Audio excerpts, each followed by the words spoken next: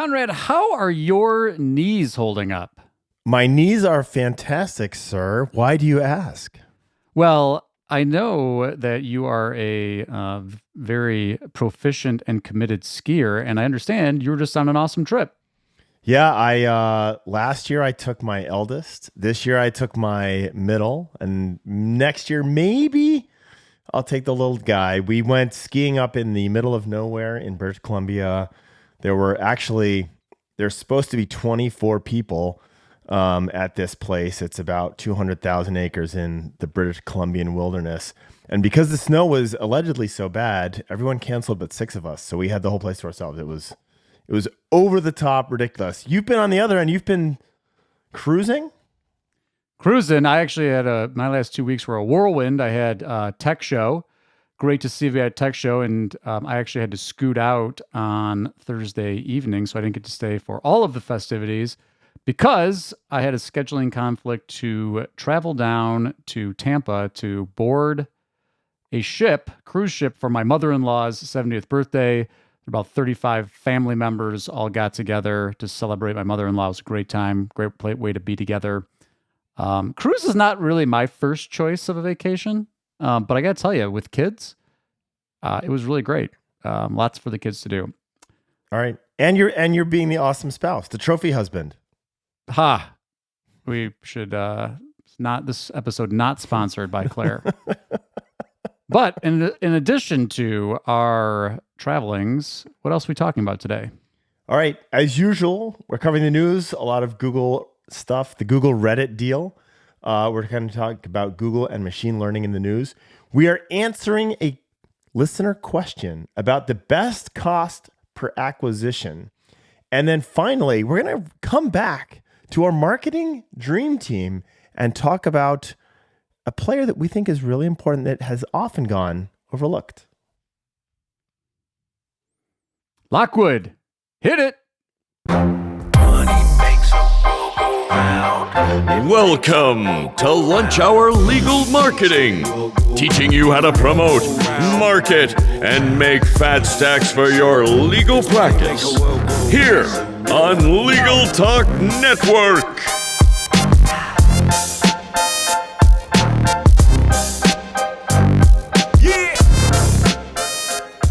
All right, everyone. Welcome to Lunch Hour Legal Marketing. Let's hit the news.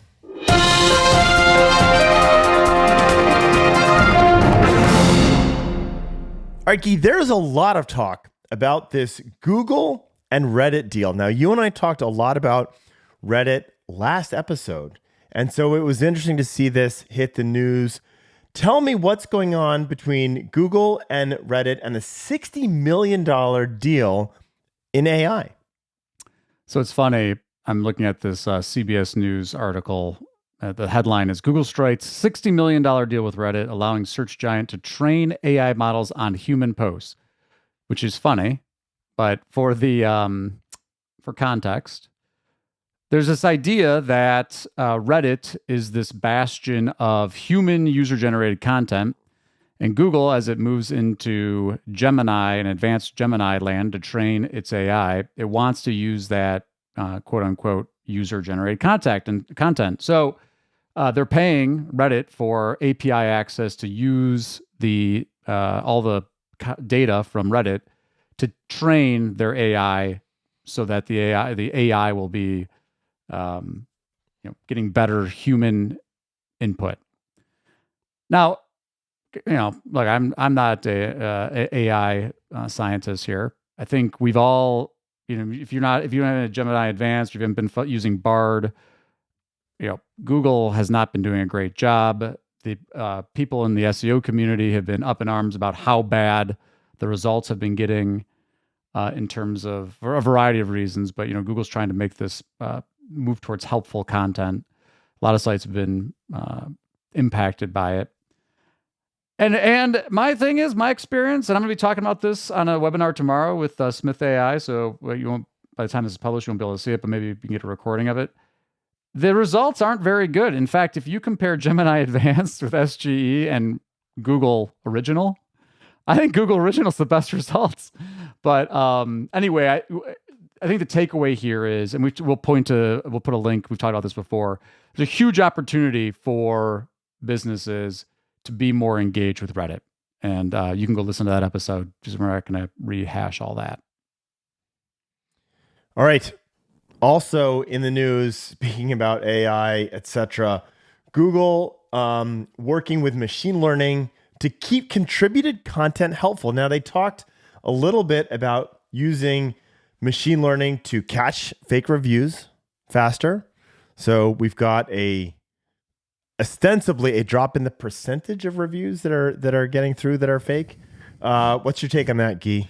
Yeah, the headline is Google's, this is February 13th, Google Maps, proud of their using machine learning to be able to distinguish real reviews from fake reviews. And the big number here was 45%. They've had a 45%, over 45% more That's right. reviews were blocked or removed for violating a policy than the prior year.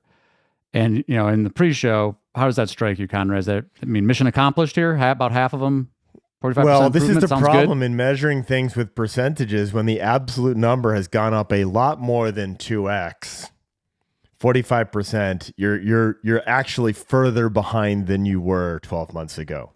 That's my sense too, by the way. By the way, Google, you've done this to yourselves by making the reviews so unbelievably overweighted in their effectiveness, regardless of how genuine they are. So while you may be stopping 45%, you now have 500% more to weed through, and you are going backwards instead of forwards on this.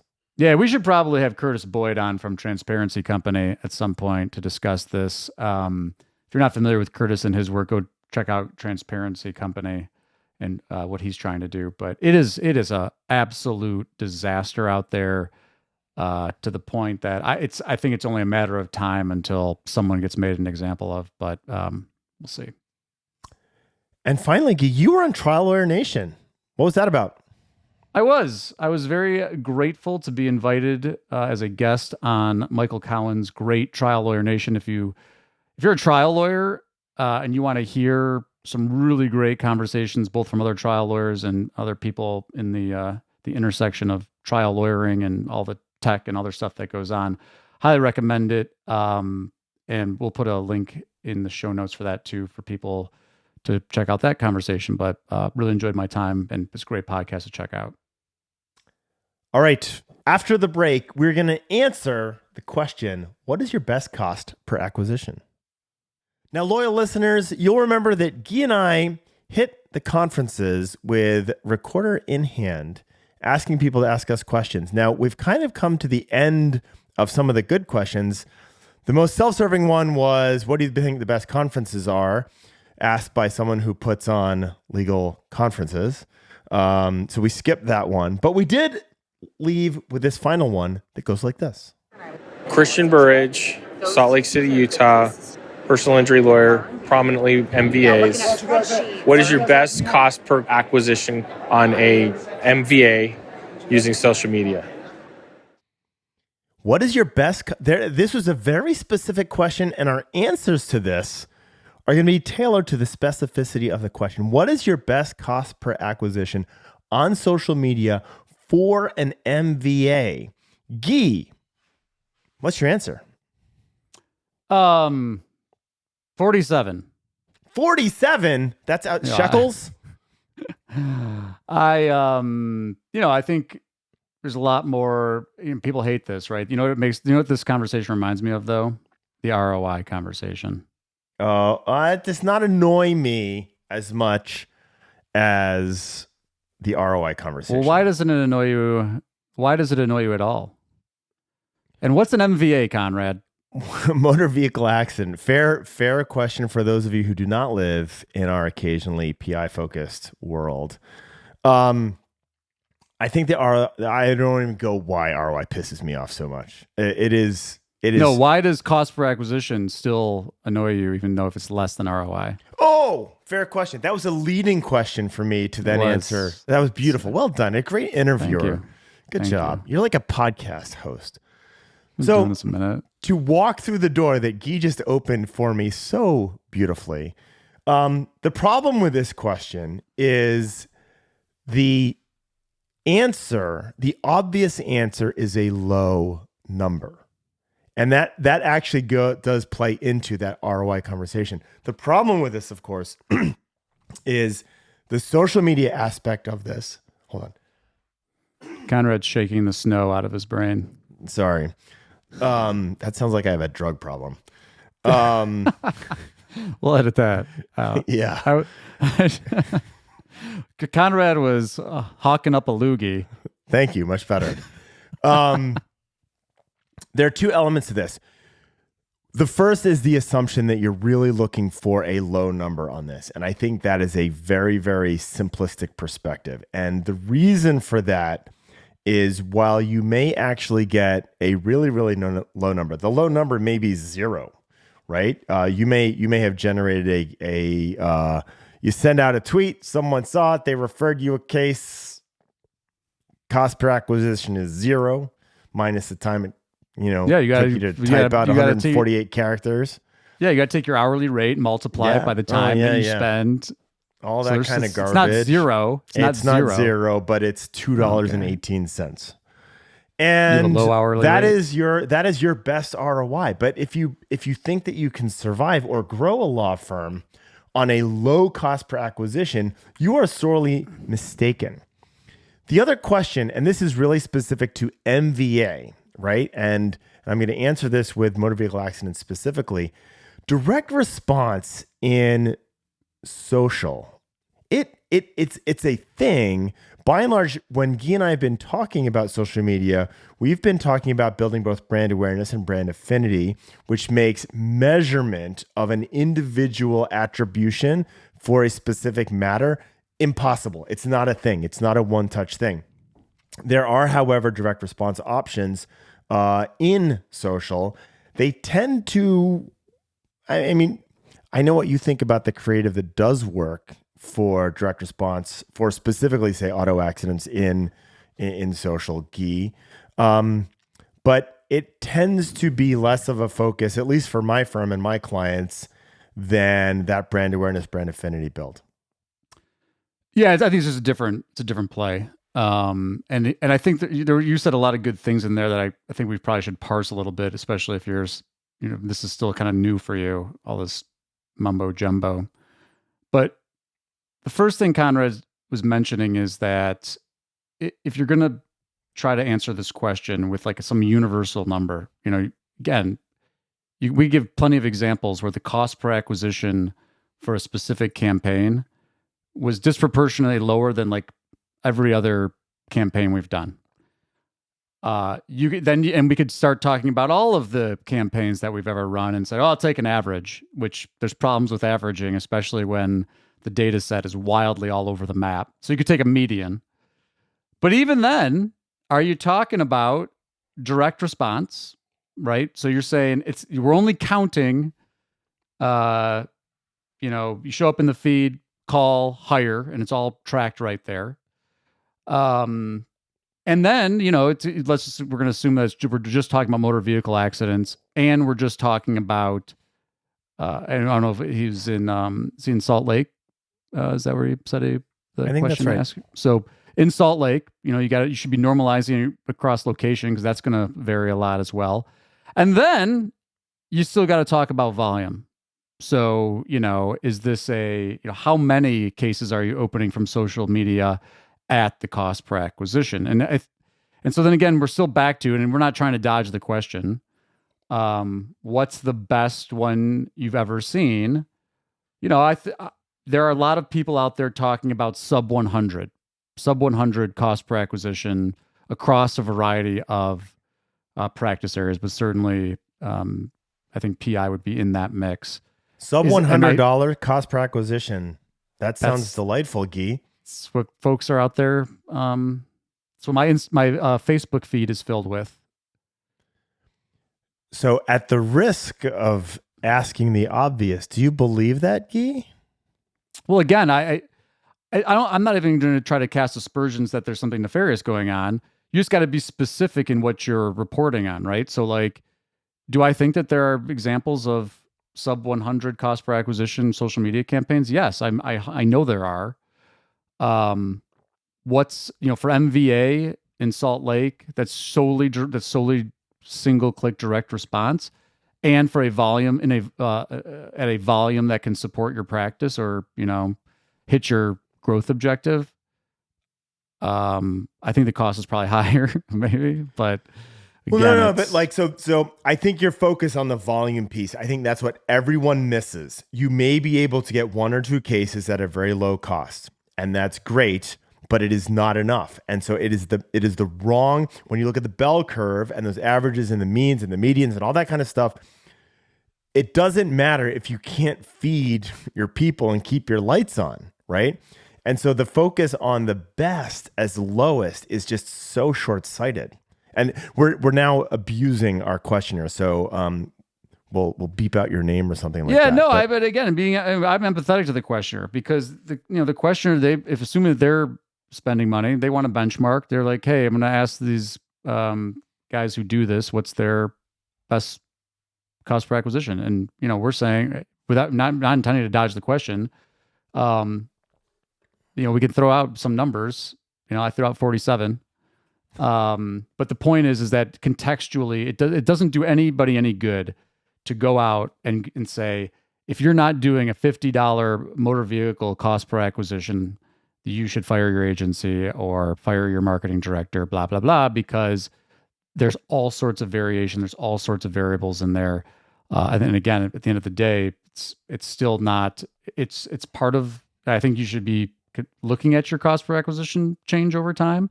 But what Conrad and I think are on the same page about is optimizing to your cost per acquisition is probably the wrong metric to be optimizing to. I think a different framework to think about this with, we try and talk about this all the time, is it's the same math, but what is your acceptable cost per case, right? What is the percentage of that case that you're willing to give up in order to acquire the case? And if it's 20%, that means you work for Google or Conrad or Guy on Mondays, right? And that may or may not be okay with you. It's just a much better way to look at things than kind of the focus on the best, because the best won't really get you where you want to go from a volume perspective. If you're watching this on YouTube, we would encourage you to like, subscribe, share, comment, keep the conversation going. The more you do that, the more we will find people just like you and bring our witticisms into their head as they kind of hang out on YouTube. You might enjoy the last episode we did on Reddit, so we'll make sure that there is a link there. Guy, we're now going to start talking about the Marketing Dream Team, coming back to the Marketing Dream Team. So for a long time, Lunch Hour Legal Marketing listeners and YouTube viewers, you're probably familiar with this theme that Conrad and I have been running with, and it comes back from a tech show presentation that we presented on, now 2 tech shows ago. And we're the idea is that we're building this team of marketing people. If you had a perfect, limitless budget and resources, like who would be on, what roles would you have on the team? And today we're going to talk about the off hours operator. So Conrad, when you think of this dream team member, what do you recall telling Tech Show? What do you think is important to think about? Why is the off hours operator on the dream team? So this was a flagrant push to consider using, and I'm literally looking at our notes from that ABA Tech Show talk. We pushed Smith, Ruby, Lex Reception, and Posh. So Posh was a sponsor of the podcast for a while. Smith, we've been friends with Maddie over at Smith for a long time. Ruby was kind of one of the earliest players in this game. And Lex Reception, although I don't have a lot of clients on it, they have always had a fairly positive presence in the marketplace. And that was kind of what we were pushing. The counterpoint on hold on a second, though. I want to zoom out a little bit. Zoom. So, because you named a bunch of virtual receptionists. Yeah. But but you don't necessarily. What are some other ways you could have an off hours operator, right? So I think the starting question is like, why is this person on the team? And for me, and I know you've tied to us a million times, you're running paid ads, you're tracking, you're doing call tracking from a variety of sources, whatever it is, and you're like, there's a bunch of people calling, not during the day. Right. Go back to an earlier episode where Guy and I suggested that running LSAs when you don't have anyone to answer the phone is a bad idea. Great. So that's really it's answering inquiries on off hours. I think hopefully it's obvious why this is important. I've been trying to be empathetic. There are lawyers that still say, like, I don't want cases from the people who are calling at off hours. And I'm like, okay, Ben, great. Your market is now 10% smaller. Talk about cost per acquisition. I bet it goes up. Yeah. So then you realize it's like, look, there are a lot of people that want to talk to you, get a consultation from you off hours. How do you handle that? So option one, lawyer, you can just be on your phone until answering all calls, all hours of the day, no sleeping. Not realistic, not scalable, not healthy. Okay. You could hire probably a couple people to cover 24 hours, right? You could have, I don't know how many people, at least maybe 3 or 4, and that's pretty slim. That's pretty slim, especially if you're doing volume.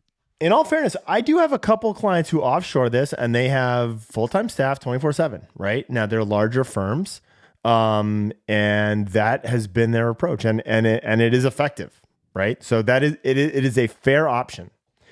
Yeah, and I'd be curious, how do you distinguish that from virtual receptionists?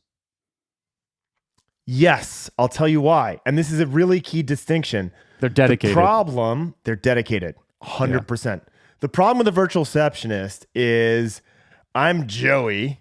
I don't really like my job. I'm working remotely. I answer the phone for 700 law firms around the country. I don't really care to figure out how to answer your with your correct name, the pronunciation of that weird name, Sam or Sam, I don't know, and I don't really care. I don't know what type of cases you really do, and probably I might not even have access to your calendar and know who I can book and who I can't book. So like, I'm going to do a at best average job, right? But so the answer to your question, Guy, is I do not consider those to be kind of the virtual receptionists because it is dedicated and because those people are going through training. They learn about the firm. They're bought into the firm. They only work for that firm. They know there's some level of vetting that you can training that you can actually give them. I think it works. Okay. It's another option. Automated, right? Phone tree could be like, press 1 for this, press 2 for this, work them through, and then eventually that's still either going to go to a human or someone's going to call you back. Welcome to Movie Phone. Right. I mean, my bank is on this system. Yeah. I'll tell you, that's the one when the firm is using the phone tree, that's the one where I'm like, you got to do something else, because when we first implemented call tracking years ago, it was, not surprisingly in hindsight, but hang-ups. Yeah. People just hang up. Yeah. Yeah. Because what people want from a lawyer is they want responsiveness, and nothing says I'm not responsive than please press 3 to speak to somebody. Right? Yeah. And I think that also it's the, at least in my experience, it's you're screaming operator or connect me to somebody or 0 the whole time, right? That was the other thing we noticed when we were looking at our call rail data. It's like, why are people pushing the button? It's because they're trying to push 0 to get to the operator. So again, client experience stuff. Now, I'm sympathetic because not everybody can hire the full-time team. I know some firms, we get a lot of pushback even trying to hire the virtual team. And so if cost is a major factor, this is one of those areas where people think maybe I trim some costs. I don't love that place as a cost trimming area. But some firms will say this is the best we can do. What about a automated voice, like AI type of thing, where it's like it's a bot. It's a voice bot, It's a voice chat bot. voice chat bot. Yeah. What do you think about that? So this is where things have really moved dramatically over the 12 months since we put this out, right? There is the growing expectation, and you guys get this when you call in for customer support in lots of different places, that can be handled through voice, right? And you can still scream operator, operator, talk to a person, right? But with AI, you can respond to that differently than please press 3. You didn't press 3, right? Like go back to the beginning and start all over again. That is really becoming something and a changing pattern of what we expect. And so that did not exist in our ABA Tech Show off hours operator conversation. But it is certainly on the table today. Yeah. And look, this is where it's going enterprise wise. I mean, many major companies are moving to this kind of model where front line of defense is this voice bot, which, just getting warmed up. So folks, if you've had experience with these, you can hashtag LHLM or post on your social media how these things don't work very well. They're getting a lot better. And I think the other important thing here is what is the purpose of the off hours operator? It's not to conduct a full intake at 3:00 in the morning. All right. So yeah, let's go. This is actually really tricky. You're right. It isn't to conduct a full intake at 3 a.m, unless maybe you do have that dedicated staff, which would be a better solution. Well, I'll tell you the ideal with that would be is you've got front line of defense, either virtual receptionist, or maybe you do. Here's my stack. This is the stack I would recommend. Hit it. I would do chatbot starting, voice chatbot start. Make it very clear how they can opt out. Supported by a virtual receptionist, with the virtual receptionist script identifying lead qualification. You hear trial lawyers talk about this all the time. Someone calls you at 3:00 in the morning and says their family member was killed in a semi-truck. That's not we'll call you in the morning. It's just not. You're never going to, you're going to have a really hard time winning those clients because they have a totally different expectation. And, and then you start doing the math game and you're like, well, that's 1 out of 1 million calls. But this is why it's much more about systems and processes and how the tech works within those systems and processes than the tech itself. Right now, a chatbot is not the end all be all for every intake experience.